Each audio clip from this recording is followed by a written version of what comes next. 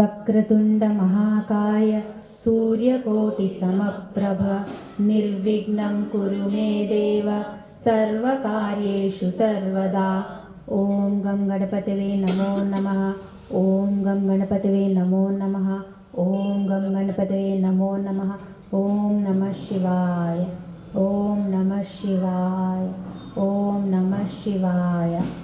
या देवी सर्वभूतेषु मातृरूपेण संस्थिता नमस्तस्यै नमस्तस्यै नमस्तस्यै नमो नमः. सदाशिवसमारम्भां शङ्कराचार्यमध्यमाम् अस्मदाचार्यपर्यन्तां వందే గురు పరంపరాం. నాకు జన్మనిచ్చిన తల్లిదండ్రులకి, నా ఇష్టదైవమైన లలితమ్మకి, సద్గురువుకి నా పాదాభివందనములు. నాకు అమ్మవారి వైభవాన్ని పరిచయం చేసిన సామవేదం షణ్ముఖ శర్మ గారికి, చాగంటి గారికి, డిఎల్ఎన్ శాస్త్రి గారికి నా సాష్టాంగ నమస్సుమాంజలి. ఎన్ని నామాలు అయిపోయాయి? 30 నామాలు అయిపోయాయి. ఇప్పుడు 31. 30 నామాల వరకు మనం ఉన్నదంతా కూడా అమ్మవారి ఎక్కువగా ముఖారవిందం గురించే చెప్పుకున్నాం. దంతాలు, జ్ఞానము, సృష్టి, అమ్మ అంతే, మళ్ళీ అయ్యవారు వచ్చారు. సో అక్కడ మనం ఎలా సచ్చిదానందాన్ని జ్ఞానంతో పట్టవచ్చు అది చెప్పుకున్నాం. అదంతా కూడా వాగ్భవ కూటం. 3 కూటాలు ఉంటాయి, 3 భాగాలు ఉంటాయి అమ్మవారి జ్ఞానానికి. అది మనం వాగ్భవ కూటం కంప్లీట్ చేసుకున్నాం. అయ్యింది. పోయిన వారం ఏమైంది? ఎవరు వచ్చారు? అయ్యవారు వచ్చారు. ఇప్పుడేమవుతుంది? అయ్యవారు వచ్చారంటే అమ్మవారికి సౌభాగ్యం వచ్చింది, ఇప్పుడు దాంపత్యం ఉంటుంది, మాతృత్వం ఉంటుంది. సో ఇక్కడ అయ్యవారు వచ్చారనగానే ఇక్కడ మొదలయ్యేది కామరాజు కూటం, ఇద్దరి కలయికతో అయ్యే కూటం. కలయిక శివపార్వతుల్లాగా చూడండి.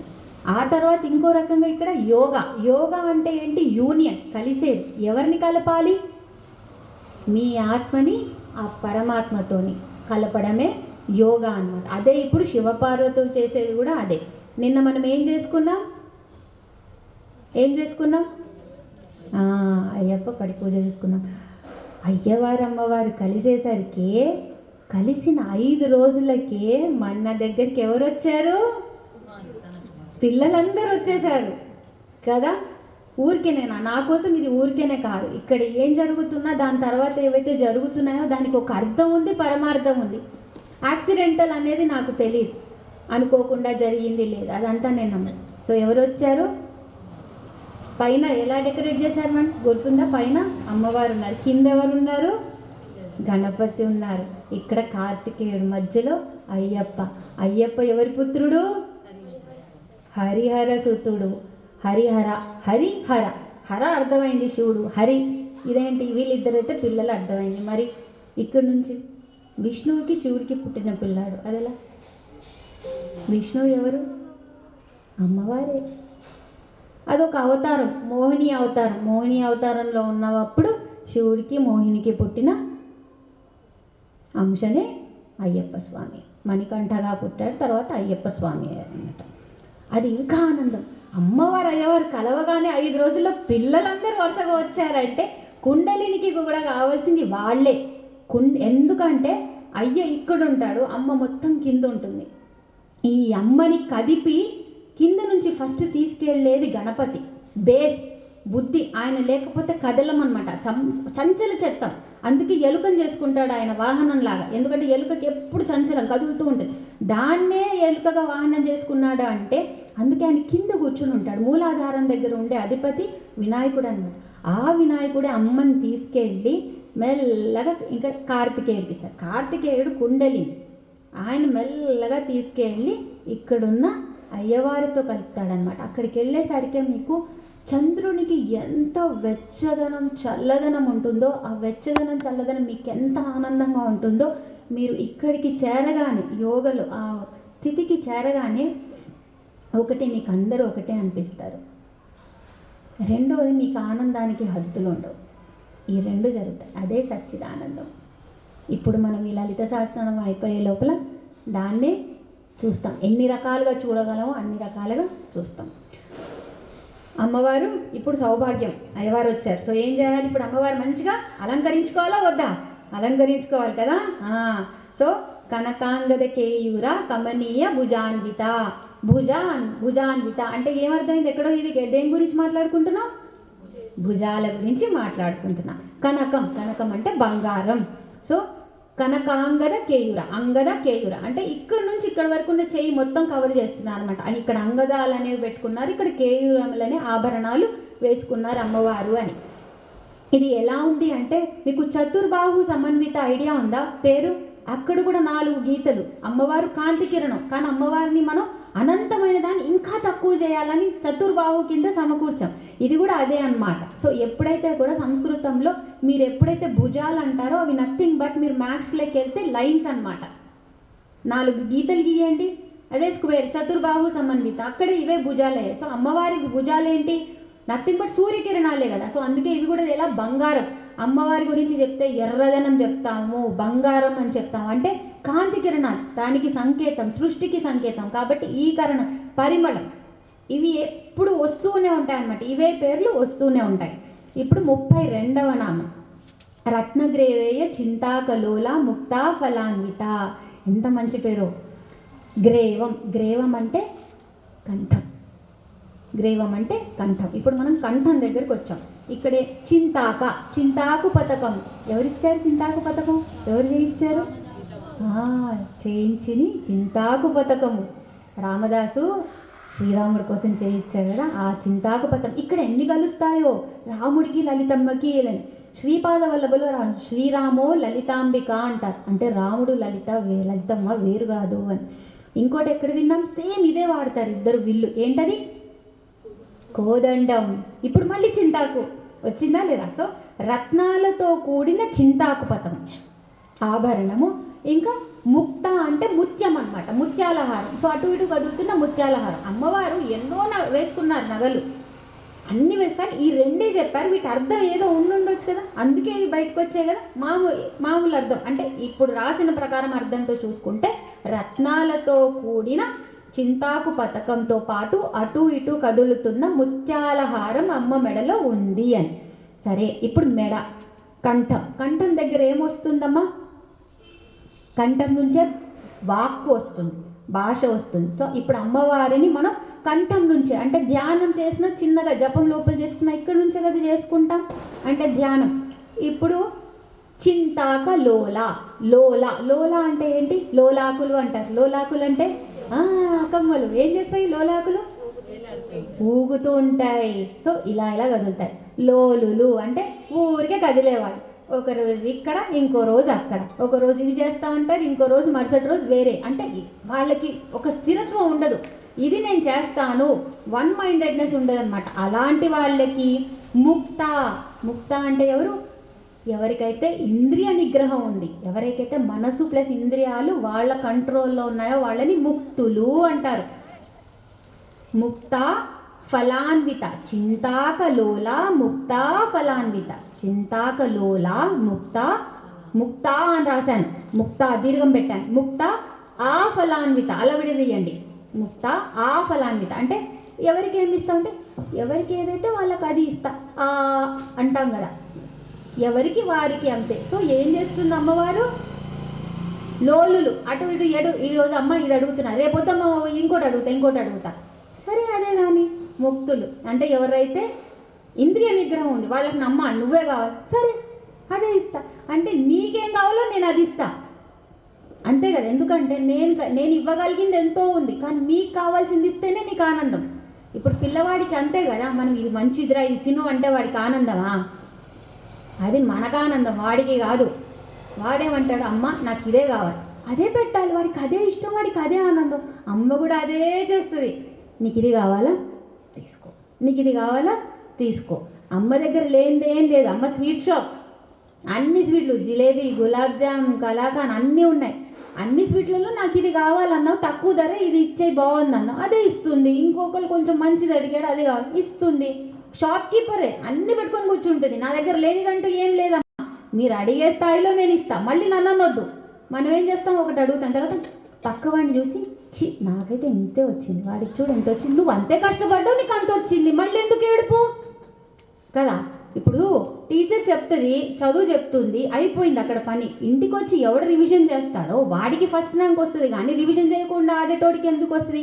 మళ్ళీ ఇక్కడ వెళ్ళి ఏం చెప్తాం, టీచర్ పార్షియాలిటీ చేసింది అని. ఇక్కడ కూడా అంతే, ఆ అమ్మ చూడు నేను ఎన్ని పూజలు చేయలే, ఎన్ని వ్రతాలు చేయలే, రోజు లేచి 5ంటికి లేచి 4ంటికి లేచి, అయినా వాడికేమో అన్నీ వస్తూనే ఉన్నాయి, నాకెందుకు రాదు? నువ్వు లోలుడివేమో, ఈరోజు ఒకటి అడిగా రేపు ఇంకోటి అడిగా, ఓడికి తెలుసు. అంతే మన పని అంతా. ఫస్ట్ అందుకే అంట సెల్ఫ్ కరెక్షన్. మళ్ళీ చెప్పండి, రత్నగ్రేవేయ చింతాక లోలా ముక్త ఫలాన్విత. గ్రేవేయం అంటే కంఠం కదా, కంఠంతో ఏం చేస్తాం? కంఠం నుంచి ఏమొస్తుంది అన్నాను? మాట.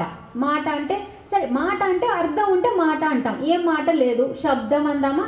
ఏదో నాయిస్, శబ్దమే ఏమవుతుంది తర్వాత? శబ్దం ఆ తర్వాత ఏమవుతుంది? మంత్రం. మననాతిథి మంత్ర అంటే నువ్వు మననం చేస్తూ ఉంటే అంట కదా, దాని అర్థం నీకు తెలియకపోయినా ఏదైతే ఫలిస్తుందో అది మంత్రం. అందుకే మంత్రం చాలా తక్కువ ఉంటుంది, వాటికి ఎక్కువ ఉండవు. బీజాక్షరాలైనా కొన్ని, కానీ మీకు అర్థం తెలియకపోయినా మననం చేయాలి. మననం చేస్తే దాని రిజల్ట్ వస్తుంది. మీకు అర్థం తెలియాల్సిన అవసరమే లేదు. మంత్రశక్తిలో ఉన్న గొప్పతనం అది. మంత్రాన్ని ఏం చేయాలి? జపించాలి. సరే, నేను మంత్రాన్ని జపిస్తున్నా, హరే రామ హరే కృష్ణ హరే రామ హరే కృష్ణ హరే రామ. జపమా? చింతన అంటే ఏంటి? మననం, చింతన. నేను చేస్తున్నా కదా, హరే రామ హరే కృష్ణ శ్రీమాత్రే నమ.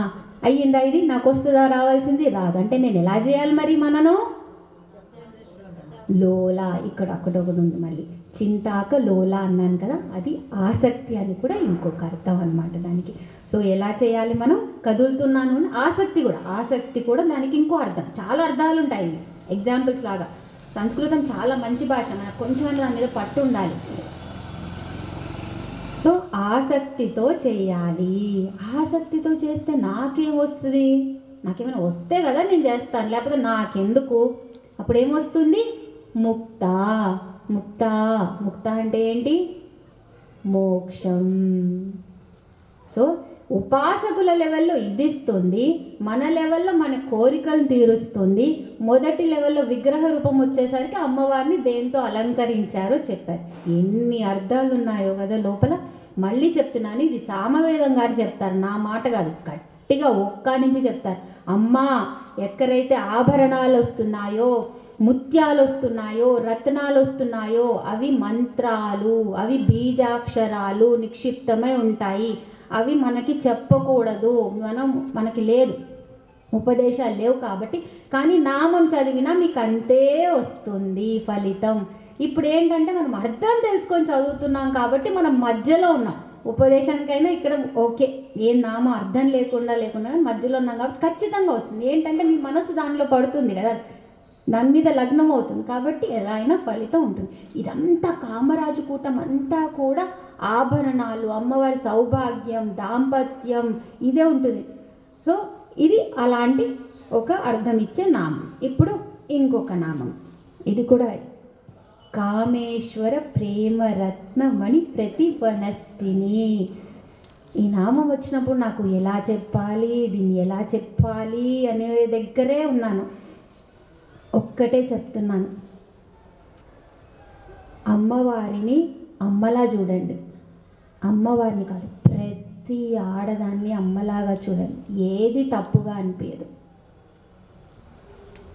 చూసే విధానంలో ఉంటుంది. మనం అవతల వాళ్ళు ఏం చేస్తున్నారు, ఎలా ఉన్నారు అనేది కాదు, మనం దాన్ని ఎలా చూస్తున్నాం అనేదే ఉంటుంది. మళ్ళీ చెప్తున్నాను, కామేశ్వర ప్రేమరత్నమణి ప్రతిపనస్తిని. ఈ నామం ఎంత బాగుందో, కానీ ఎలా చెప్పాలి అని. స్తనములు అంటే వక్షములు, అర్థమైంది కదా. కామేశ్వర ప్రేమరత్న, కామేశ్వరుడంట ప్రేమ అనే రత్నాన్ని అమ్మకి ఇచ్చాడంట. ప్రేమ అనే రత్నాన్ని, బీజాక్షరాలు, రత్నం బీజాక్షరాలు, ఇదేం కాదు, సామవేదాలు నొక్కిగా ఏమంటారు, ఒక్క నుంచి చెప్పారనమాట. నొక్కి ఒక్క నుంచి. ప్రతిపనస్తిని, ప్రతిపణం అంటే బదులుగా అమ్మవారేమిచ్చింది? తన స్తన్యములను ఇచ్చింది, వక్షములను ఇచ్చింది. ఏమర్థం? ఆయన ప్రేమిస్తే అమ్మ ఇది ఇచ్చింది. ఏమర్థం? ఎట్లా చెప్పాలి దీనికి అర్థం? బాహ్యంగా ఇది అర్థం. ఇప్పుడు చూద్దాం. ఒక స్త్రీ ఒక పురుషుడు మాంగళ్య బంధంతో భార్యాభర్త అయ్యారు. ఆ భర్త పూర్తిగా తన ప్రేమని భార్యకి ఇచ్చినప్పుడు ఆ భార్య స్త్రీతత్వం నుంచి మాతృత్వం వైపు అడుగులు వేస్తుంది. ఆమెలో అమ్మ కావాలనే తప్పని తెలియకుండా కాదు, అది కూడా అమ్మతనమే. ఆమె ఇచ్చేది ఆ కోరిక కూడా ఎక్కువ అవుతుంది. ఎందుకంటే ఆ ఇచ్చే ప్రేమని ఏదో ఆయనకి తిరిగి ఇవ్వాలి అనే ఒక తపన మొదలవుతుంది. అందుకే మగవాళ్ళకి ఎక్కువ ఉండదేమో. ఆడదానికి పెళ్ళైన వెంటనే కొన్ని రోజులు నాకు తల్లి కావాలి, నాకు పిల్లలు కావాలి అనే తపన ఎక్కువ ముందు ఉంటుంది, ముందు అడుగులో ఉంటుంది. సో ఇప్పుడు ఏమవుతుంది? గర్భం దాలిస్తే 2 అయ్యారా లేదా? ఇప్పుడు గర్భంలో ఉన్నది ఎవరి ప్రతిరూపం? భర్త ప్రతిరూపమే కదా. 2 అయ్యారా లేదా? ఇప్పుడు ప్రతిరూపం బయటికి వచ్చిన తర్వాత వాళ్ళకి పోషణ ఎలా? తన స్తన్యంలోనే వక్షంలోనే ఇస్తుంది. సో అమ్మవారు ఏం చేస్తుంది? అయ్యవారు ప్రేమ అనేది ఒకటి ఇస్తే అమ్మవారు స్తనములను తనకు తాను మొత్తంగా అయ్యవారికి అర్పించుకుంటోంది. అంటే ఇందులో ఏం కనిపిస్తుంది? ఏకపత్ని వ్రతం కనిపిస్తుంది. ఆయన ప్రేమ మొత్తాన్ని ఆమెకి ఇచ్చాడు, ఎక్కడ పంచలేదు. ఆయన ప్రేమ మీద మొత్తం అధికారం ఎవరికి ఉంది? భార్యకి, అమ్మవారికి. అలాగే తన దాంతో దీన్ని 2 చేసిస్తానని పిల్లల్ని దాంపత్య జీవితంలో ఉన్న మాతృత్వాన్ని ఇచ్చి అమ్మ ఏం చేసింది? పోషకంగా ఉన్న తన స్తనములని ఇచ్చింది. అంటే అయ్యవారికి సమర్పించుకున్నట్టే కదా. పుత్రుడికి ఇచ్చినా పుత్రికకి ఇచ్చినా మళ్ళీ ఆయనే ఎక్కడ ఎవరంశలు? భర్తాంశలు, శివుడంశలు. సో ఇలాగే ఇప్పుడు ఇది నార్మల్ భార్య భర్తకి. ఇప్పుడు అమ్మవారికి, అయ్యవారికి, కామేశ్వరుడికి. ఇప్పుడు కామేశ్వరుడికి ఏం కోరిక వచ్చింది? అసలు సృష్టి ఎలా జరిగింది? కామేశ్వరుడికి ఒక కోరిక వచ్చింది. ఏంటి? నేను అనేకం కావాలి అని. కోరిక వస్తే సరిపోతుందా? ఏం కావాలి? శక్తి కావాలి. అమ్మవారు వచ్చారు. అమ్మవారు వచ్చి ఆయన ప్రేమకి తట్టుకోలేక ఆయన ఏదైతే సంకల్పం చేశాడో అమ్మవారు కల్పం చేసింది. అంటే నిజం చేసింది, సృజించింది. దాంతో పుట్టిన వాళ్ళు ఎవరు? మనమందరం. సో ఖనిజ జాతి, వృక్ష సంపద, పశుపక్షాదులు, మానవులు మనమందరం పుట్టాం. ఇప్పుడు మనందరినీ పుట్టించింది కాబట్టి మనల్ని పోషణ చేయాలి కదా. సో ఎవరిని ఇచ్చింది? తన 2 స్తన్యములుగా సూర్యుడు, చంద్రుడు. సూర్యచంద్రుల్ని వాగ్భవకూటంలో అమ్మ ఎలా చూయించింది? సాక్షిభూతాలు. కళ్ళు వాళ్ళే, చెవులు వాళ్ళే. అక్కడ పని వేరేగా ఉంది. ఇక్కడంతా మాతృత్వం. ఇక్కడున్న మాతృత్వంలో అదే సూర్యచంద్రులు ఏమయ్యారు? మనకి పోషకం. అంటే వాళ్ళు ఉన్నారు కాబట్టే మన బతుకుంది. సో అమ్మవారు సూర్యచంద్రుల్ని మొత్తంకి ఎవరికి అప్పగిచ్చేసింది? ఇప్పుడు అయ్యవారికే కదా. అందుకే వాళ్ళు కర్మ కూడా చూసుకుంటారు. రాసేది కూడా వాళ్ళే, పోషించేది వాళ్ళే, రాసేది వాళ్ళే. కానీ చూడండి కిందికి వచ్చేసరికి వాళ్ళ స్థానం ఎలా మారింది. అంటే వాళ్ళే సూర్యచంద్రులే. ఒక్కొక్కరి దగ్గర వాళ్ళ పని చూడండి ఎలా మారుతుంది. ఇది దీని అర్థం నాకు బాగా నచ్చింది. అంటే మనం పెళ్ళి అంటే ఏంటది? నువ్వు నాకు ఇవ్వాలి, నేను నీకు ఇవ్వాలి, ట్రిప్పులు వేసుకోవాలి, మనం ఈరోజు నన్ను మూవీకి తీసుకెళ్ళాలి, ఈరోజు నాకు, లేకపోతే నువ్వే, ఇదంతా వాళ్ళకి అది లేదే. వాళ్ళదంతా ఏదో డిఫరెంట్ లోకం, మనదంతా డిఫరెంట్ లోకం. కానీ మనం వాళ్ళ అంశనే కదా. ఎక్కడో తెలియకుండా మనకు కూడా అదే ఉంటుంది. కానీ మనం ఎక్కువగా బయట చూస్తున్నాం. అది బయట దొరుకుతుందేమో అనే ఒక తపన మనకి. ఆ తపన ఎలా అంటే మనసు చెరుకు విల్లు అన్నాం కదా, అది మారుతూ ఉంటుంది. ఈరోజు ఒక కోరిక, రేపు ఒక కోరిక. కానీ కోరికకైతే అంతమే ఉండదు. సరే, ఇప్పుడు స్తన్యములు ఎక్కడుంటాయి? హృదయస్థానమా. ఇప్పుడు స్తన్యములు ఏమున్నాయి? మనకి బయట కనిపిస్తున్నాయి. ఇప్పుడు హృదయస్థానం ఏది? మీ హృదయంలో ఉన్న ఫీలింగ్ని చూపించండి. అంటే అదొక అనుభూతి మాత్రమే. సో వక్షం అంటే దేనితో చూపిస్తున్నారు అంటే అది భౌతిక సంపద, మెటీరియలిస్టిక్ వరల్డ్. కానీ లోపల ఉన్న ప్రేమ కనిపించదు. అది ఒక ఎక్స్పీరియన్స్, అది ఒక అనుభూతి మాత్రమే. సో ఈ కామేశ్వరుడు కామేశ్వరి వీళ్ళిద్దరికి ఉన్న అనుబంధం ఇది అన్నమాట. ఆయన ఒక్క ప్రేమ ఇస్తే ఆ ప్రేమకు అమ్మ పొంగిపోయి ఈ సృష్టిని, ఈ మొత్తం బ్రహ్మాండాలని అన్నిటినీ, జ్యోతిర్మండలాలన్నిటినీ సృష్టించింది. ఏం ప్రేమ వాళ్ళది. ప్రేమ ఎప్పుడైనా రెండు ఉంటాయి. ప్రేమ ఇప్పుడు మీకు ఇక్కడ ఉన్న వాళ్ళందరికీ ఎంతమంది పిల్లలు? ఒకళ్ళు లేకపోతే ఇద్దరు కదా, మనకు అంతే కెపాయి. మన ఒకళ్ళు ఇద్దరు, మన వల్ల ఎంతకన్నా ఎక్కువ కాదు. పాతకాలంలో 16, 12 ఉండే, మనకు అంతే. సరే, ఇప్పుడు మీకు ఇద్దరా ముగ్గురా ఒకళ్ళ? ఇద్దరు. ఎవరు ఎక్కువ ఇష్టం? అలా ఇలా 50-50. 50 రెండు కళ్ళు అంటే అది ఒకటి లేకపోతే ఒకటి చూపను మొత్తం. మీకు ముగ్గురు. ఎవరి బాగా ఇష్టం? ఇది ఒక దీపమా అమ్మ? దీపమా? ఈ దీపంతో నేను ఎన్ని దీపాలు వెలిగించవచ్చు? ఈ దీపం నుంచి ఈ దీపం నుంచే కదా వెలుగు తీసుకున్నాము. మరి దీపం వెలుగు తగ్గిందా?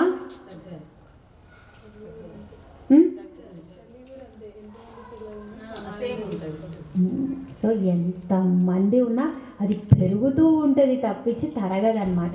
డబ్బు డబ్బు డబ్బు డబ్బు ఇస్తూ ఉంటే ఇద్దరికి ఇస్తే 50-50, ముగ్గురు వస్తే 33, ఈ నలుగురు వస్తే అందులోనే డివైడ్ చేసి ఇస్తాం. కానీ ఇంకెక్కడ వస్తే నాయన నా దగ్గరే లేదు, దండం, వెళ్ళిపో.